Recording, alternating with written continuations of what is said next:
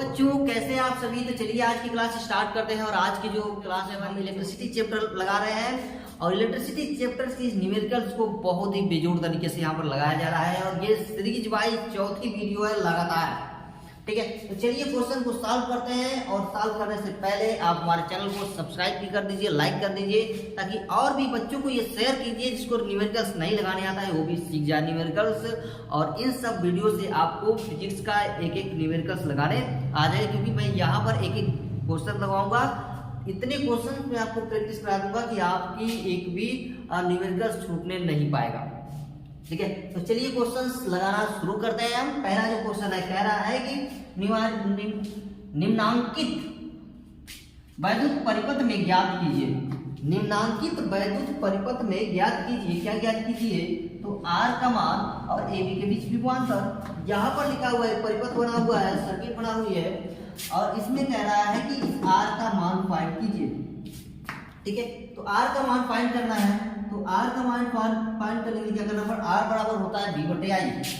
R बराबर V बटे I। अब यहाँ V का मान है 1.0 और I का मान है 1.5। डिवाइड कर दीजिए तो आएगा ये 2/3। अब कहेंगे 2 पे से 0.5 इसको डिवाइड किया गया है, ठीक है। तो 2.3 ओम आया, ठीक है। अब यहाँ पर आप क्या निकालेंगे? 1 प्रतिरोध, 2 प्रतिरोध, 3 प्रतिरोध, और इसका मान दिया है 2/3। तो अब हमको रेजिस्टेंस इसका निकालना होगा, कुल इसका प्रतिरोध निकालना पड़ेगा।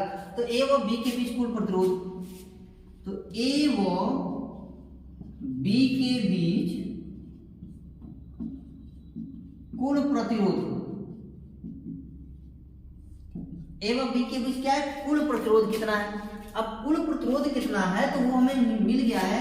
ये हो जाएगा, फार्मूला होता है, क्योंकि ये श्रेणी क्रम में है, समांतर क्रम में तो है नहीं, श्रेणी क्रम में है। तो श्रेणी क्रम में है तो श्रेणी क्रम का फार्मूला आता है R बराबर R1 plus R2 plus R3। तो R1 का मान दिया है 2 प्लस R2 का मान दिया है 2/3 प्लस R3 का मान दिया है 4। सॉल्व करेंगे तो ये आएगा 20/3, इसका आंसर आएगा, ठीक है। अब हमको क्या निकालना है? A व B के बीच विभवांतर निकालना है, ठीक है। विभवांतर निकालना है, क्या लिखेंगे? A व B के बीच विभवांतर। V बराबर होता है IR, V बराबर होता है IR।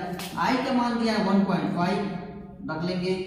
R का मान अभी हमने निकाला है 20/3। सॉल्व करेंगे तो ये आएगा 10, देखिए 3 5 15 और 5 आएगा 5 दूनी 10। ये 10 वोल्ट आपका विभवांतर निकल गया। सिंपल सा सवाल था।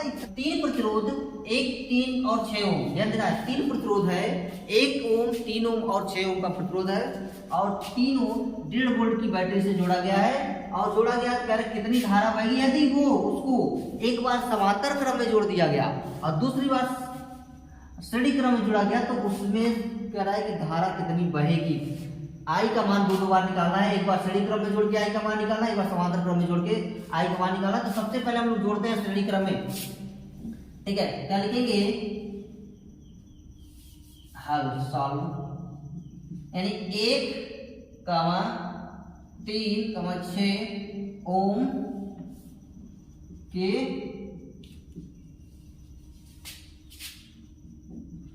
प्रतिरोध को श्रेणी क्रम में जोड़ने पर, श्रेणी क्रम में जोड़ने पर अब श्रेणी क्रम में जोड़ना है तो इसकी भी कोई फार्मूला होती है। तो यस, फार्मूला तो अवश्य होती है। अब फार्मूला वो क्या है? तो फार्मूला है आपका R बराबर R1 plus R2 plus R3 है, ये है फार्मूला। अब इससे आपको इजीली जोड़ने में आसानी होगी, यानी कि 1 रख देंगे, +3 +6, ये आ जाएगा 10। R का मान निकल गया। अब इसमें हमको क्या करना है कि एक बार पूछ रहा है कि I का मान कितनी धारा बहेगी, इसमें हम I का भी मान निकाल लेते हैं। तो I का मान निकालेंगे तो I बराबर होता है V/R। V का मान दिया है 1.5, R का मान निकाला गया 10। इसको क्या कर दिया? आप इसको डिवाइड कर दीजिए, 0.15 एम्पियर क्या आएगी इसकी? आंसर आएगी, धारा बहेगी। अब दूसरा कह रहा है कि इसको अगर हम समांतर क्रम में जोड़ दें तो समांतर क्रम में जोड़ने पर इसकी वैल्यू क्या आएगी? तो चलिए पहला तो हमने श्रेणी क्रम में जोड़ दिया। अब यहाँ पर दूसरा, यहाँ पर 1 3 और ये 6 ओम के प्रतिरोधों को समांतर क्रम में जोड़ने पर। अब समांतर क्रम का भी कोई फार्मूला होता है? तो हाँ, समांतर क्रम का भी फार्मूला होता है। तो फार्मूला क्या है? तो फार्मूला है 1/r बराबर 1/r1 plus 1/r2 plus 1/r3, जितना रेजिस्टेंस होगा 1/r4 1/r5 R6 R7 R8 R9 जितना भी उसमें होगा लिखते चले जाएंगे। ठीक है, तो ये हो गया। देखिए अब ये हो गया 1/1 plus 1/3 plus 1/6 1/r equal to ये हो गया आपका 6 प्लस 2 प्लस 1/6 6 2 8 और 1 9 या आएगा 3 3 का 9 3 2 6 आ गया, या 2/3 लिख देंगे। एक आर का मान कितना आया? 2/3 आ गया। अब इसमें भी धारा निकालिए। तो धारा यानी कुल धारा यहाँ पर, तो धारा यानी आई बराबर हो जाएगा आपका, एक बार निकाला गया था यहाँ पर, तो V/R तो श्रेणी क्रम में था। अब यहाँ पर धारा जो निकल रही है आपकी वो निकली है समांतर क्रम में। तो आई का मान जो है, आई का मान कितना 1.5, तो 1.5 हो जाएगा। अब ये नीचे हो जाएगा आपका 2/3 हो जाएगा, ये चला जाएगा ऊपर 15 दिन हो जाएगा 45 है 4 10 को 5/2 हो जाएगा। इसको डिवाइड करें तो 2.25 आएगा। ठीक है, समझ में आपको ये आ गया होगा कहीं। अगला हमारा तीसरा क्वेश्चन है। ये तो लग रही है आंतरिक प्रतिरोध नगण्य था, कोई दिक्कत नहीं है, शून्य था। अगला क्वेश्चन की तरफ चलते हैं, इसको इरेज करता हूं।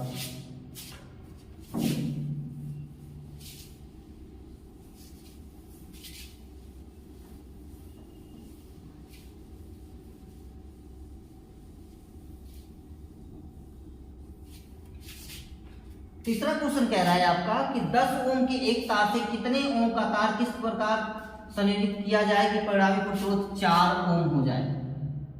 10 ओम का कोई तार है तो उसको हमें इस तरह से जोड़ना है कि इसका परिणामी प्रतिरोध 4 ओम हो जाए। ठीक है, ध्यान देखिए।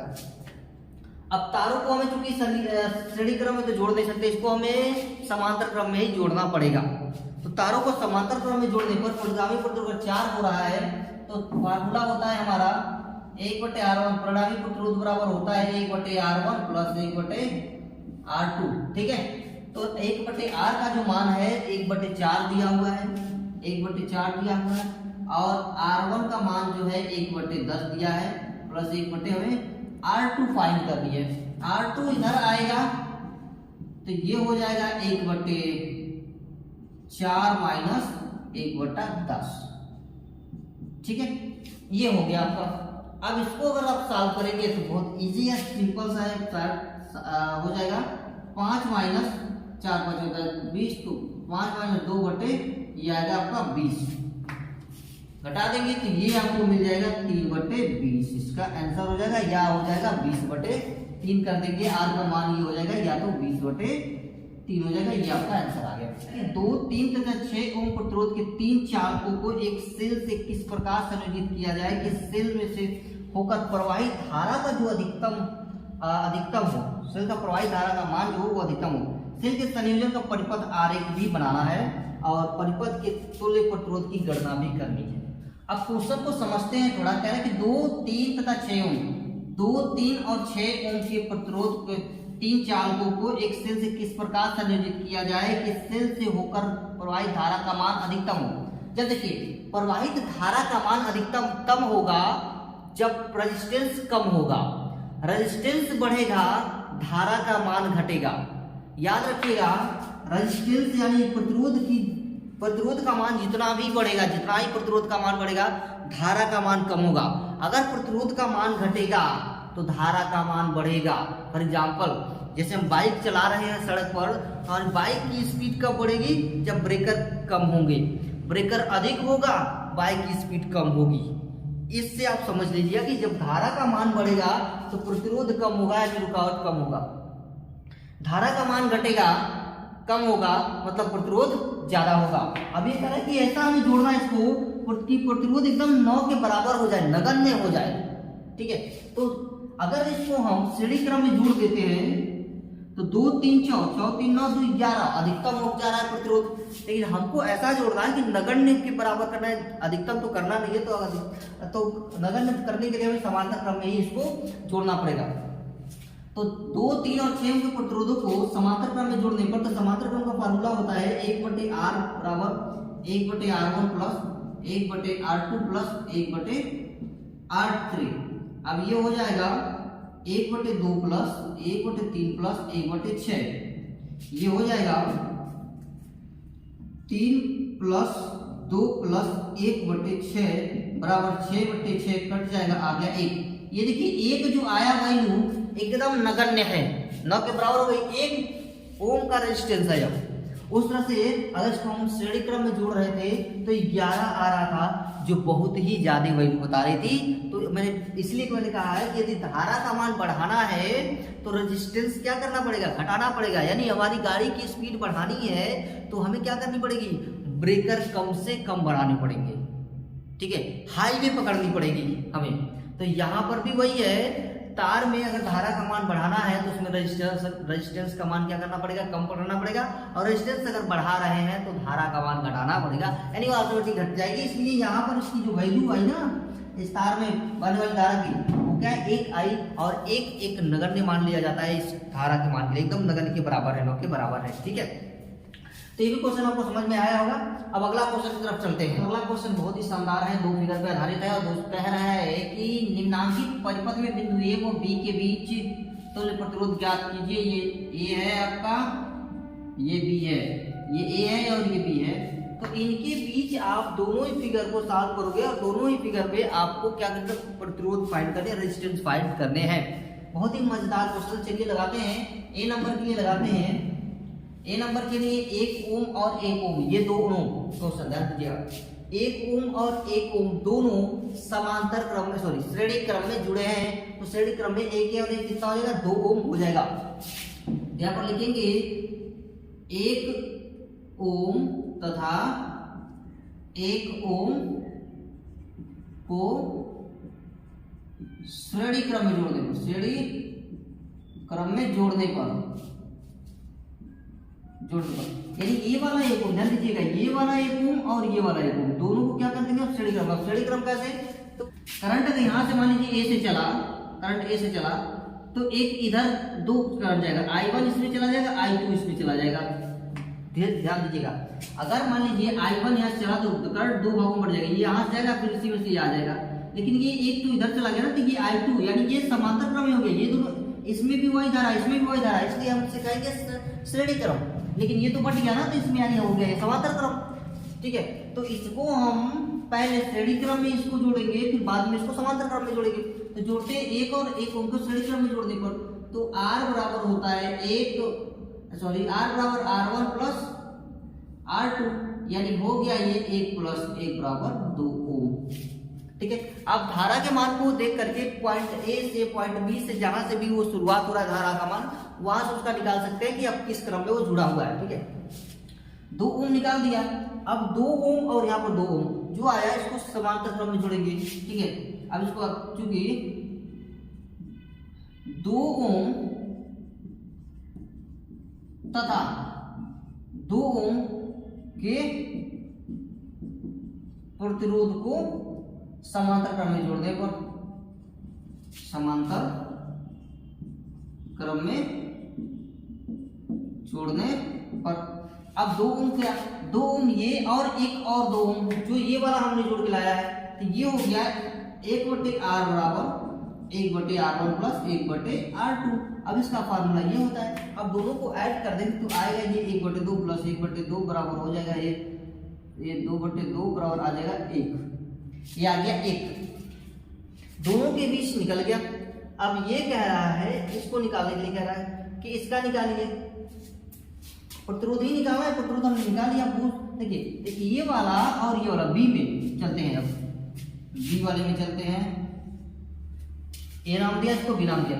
1 और 1 ओम दोनों ही फिर से देखिए श्रेणी के, सॉरी समांतर क्रम में जुड़े हैं, या लिखेंगे 1 ओम तथा 1 ओम को समांतर क्रम में जोड़ने पर, क्रम में जोड़ने पर अब फिर से r बराबर 1/r बराबर 1/r1 प्लस 1/r2 बराबर ये हो गया 1/1 प्लस 1/1 बराबर 1 1 2/1 2 भी लिख सकते, इसको डिवाइड कर दोगे तो आएगा 0.5 आएगा। ठीक है, अब 0.5 आ गया ना, इसको अगर इसकी फिगर बनाएंगे, इसको दूसरा फिगर अगर बना दे तो ये हो जाएगा सिंपल सा, ये 0.5 हो गया, ये भी 0.5 हो गया, यहाँ पर 0.5। अब 0.5 ये 5 दोनों अब हो गए किस श्रेणी में, किस क्रम में जुड़ गए, तो ये जुड़ गए हैं श्रेणी क्रम में। अब श्रेणी क्रम में यहाँ लिख देंगे फिर से, यहाँ पर चूंकि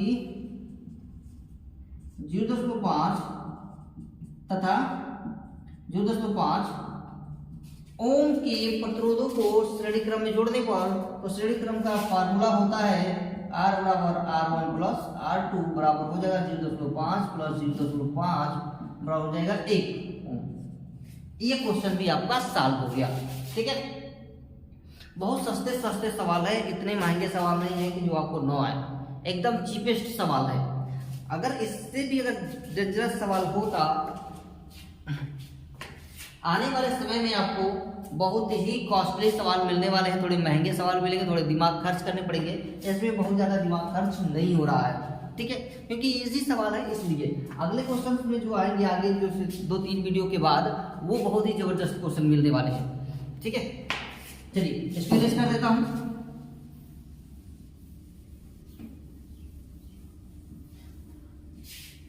अगला क्वेश्चन कह रहा है कि 12 ओम के एक समान परिच्छेद वाले तार को एक वृत्त के रूप में मोड़ा गया है, इस वृत्त के किसी भी व्यास के सिरों के बीच तुल्य कितना होगा।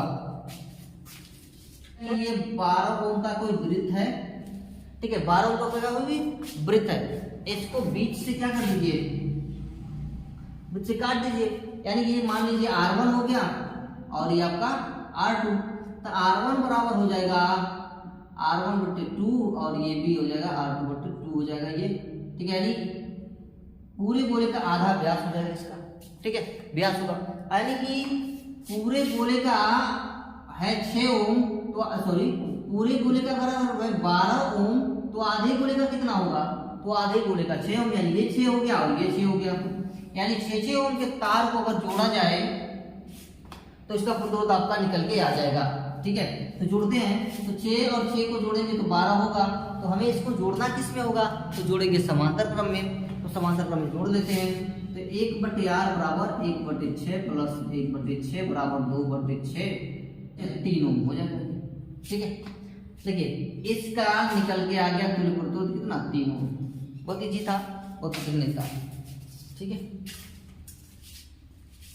चलिए अगले क्वेश्चन की तरफ चलते हैं। देखिए अगला क्वेश्चन जो कह रहा है, वो कह रहा है कि निम्नांकित वैद्युत परिपथ में बिंदु A व C के बीच प्रतिरोध ज्ञात कीजिए। देखिए 1 2 3 प्रतिरोध, 4 प्रतिरोध लगा हुआ है, तो ये तीनों जो प्रतिरोध लगे हैं ये किस संयोजन में है, तो ये हमारा समांतर क्रम में जोड़ा गया, समांतर संयोजन में इसको जोड़ा गया। तो लिखेंगे 3 ओम के प्रतिरोधों को समांतर क्रम में जोड़ने पर। ठीक है, तो जोड़ देंगे, R बराबर हो जाएगा आपका 1/r बराबर हो जाएगा 1/r1 plus 1/r2 plus 1/r3, 3 प्रतिरोध है, तो 1/3 प्लस 1/3 प्लस 1/3, ये हो जाएगा 3/3 बराबर हो जाएगा 6, सॉरी 1, 3 से 3 कट गया, तो इसका दूसरा जो फिगर बन जाएगा इजीली, ये बन गया, ऐसे कुछ बन जाएगा दूसरा फिगर। तीसरा का आंसर आ गया, ये और 3, ये तीनों को जोड़ देंगे तो आ जाएगा 4, और 1 और 3 ओम, तो दूसरा जो जुड़ेगा 1 और 3 ओम के प्रतिरोध जो है वो किस क्रम में है, श्रेणी क्रम में। तो यहाँ पर R बराबर हो जाएगा R1 प्लस R2, ये आ गया 1 प्लस 3 बराबर 4। ये भी क्वेश्चन आपका सॉल्व हो गया, बहुत सिंपल सा क्वेश्चन था। ठीक है, मुझे उम्मीद है कि ये सारे क्वेश्चन आपको समझ में आए।